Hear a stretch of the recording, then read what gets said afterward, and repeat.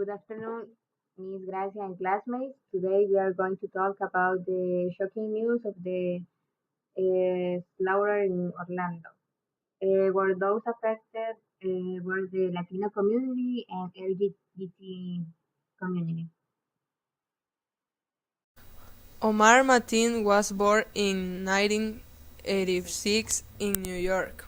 Most recently, he lived in Fort Pierce, about 120 miles southeast of Orlando. Fearing explosive, police evacuated about 200 people from the apartment complex where he lives while they look through his residence for evidence. Mateen's parents, who are from Afghanistan, say he expressed outrage after seeing two men kiss in Miami, but they didn't consider him particularly religious and didn't know of any connection he had to ISIS. He was married in 2009 to a woman originally from Uzbekistan, according to the marriage license, but he filed documents to end the marriage in 2011. Martin was a normal husband at the beginning of their marriage, but started abusing her after a few months, she said. And she said Martin was bipolar, although he was not formally diagnosed. And she also said Martin had a history with steroids, and he was religious, but she said she doesn't think his religion played into the attack. The murder of the least 49 people in Orlando early Sunday was an act of terrorism, pure and simple. It appears to have been driven by Islamic extremism and anti-gay sentiment. And yes, once again, a gun designed for no other purpose than to kill a large number of people in a short amount of time was central to the crime.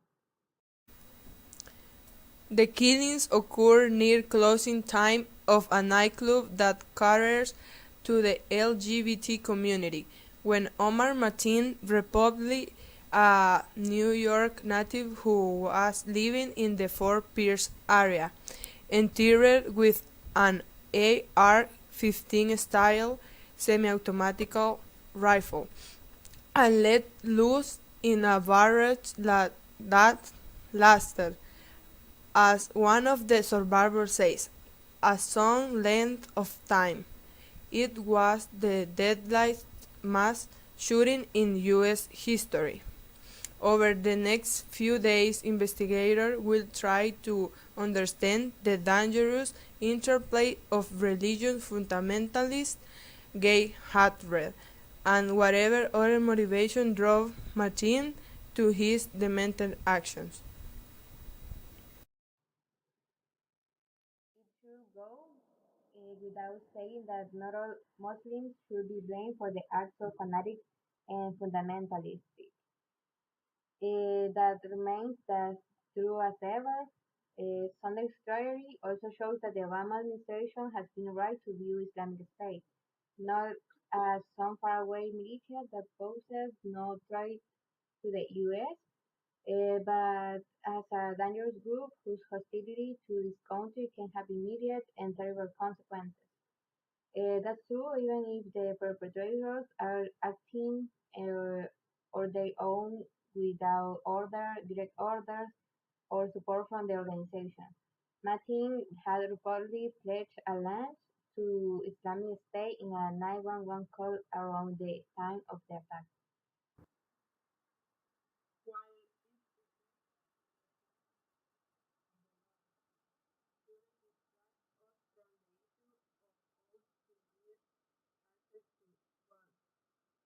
The killings were done with such disgusting precision because the gunman used a military style firearm that has no business being in a circulation in a civilized society. That blood was in the hands of the National Rifle Association.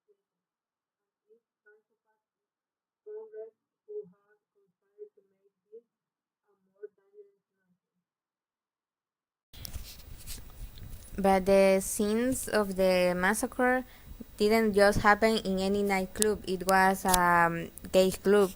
On Latin night, about half the victims were the Puerto Rican descent. Others had roots in Mexico, Cuba, Venezuela, Guatemala, and the Dominican Republic.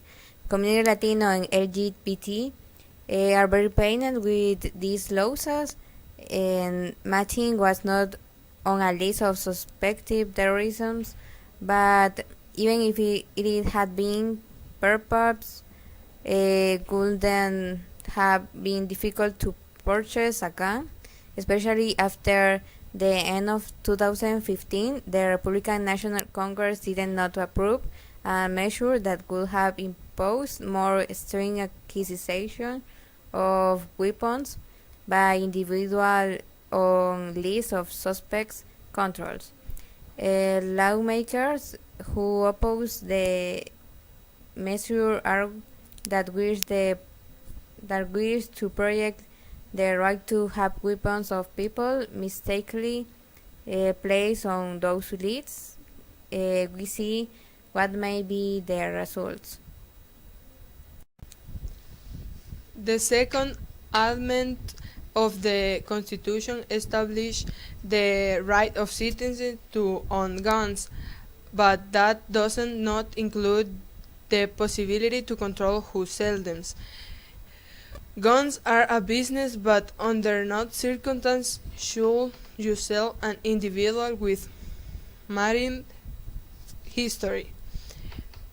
However, acquiring a rifle as the AR-15 rifle used in the dreadful marine slaughter is easy.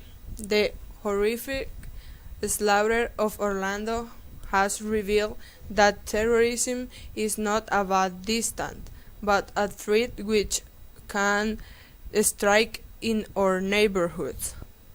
We reaffirm the notion of the Islamic State as an army of fanatical criminals who must be eliminated as soon as possible, but it has also shown us that we are making mistakes and oversights when protect people from dangerous potential that live among us as citizens but suddenly can become crazier murderers. We think that music is one of the reasons that people seek a Latino night at a club because being Latino comes with a really rich culture which includes specific kinds of music. It is sad as now you cannot enjoy a night with friends because our society is very insecure because every day the violence and killing are increased. We know enough to say this was an act of terror, an act of hate, while the violence could have hit any American community. This is an especial heartbreaking day for our friends who are lesbian, gay, bisexual, or transgender. Pulse nightclub has served as a place of acceptance for the LGBTQ community. We want to express our profound sadness and condolences to all who have lost loved ones.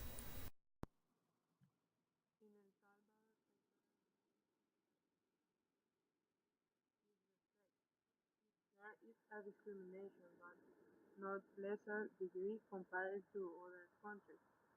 However, the share of crime in El Salvador is ranked as one of the most dangerous and violent of Central America. To comment the videos of Wilmer Reyes and Bolivar Tello.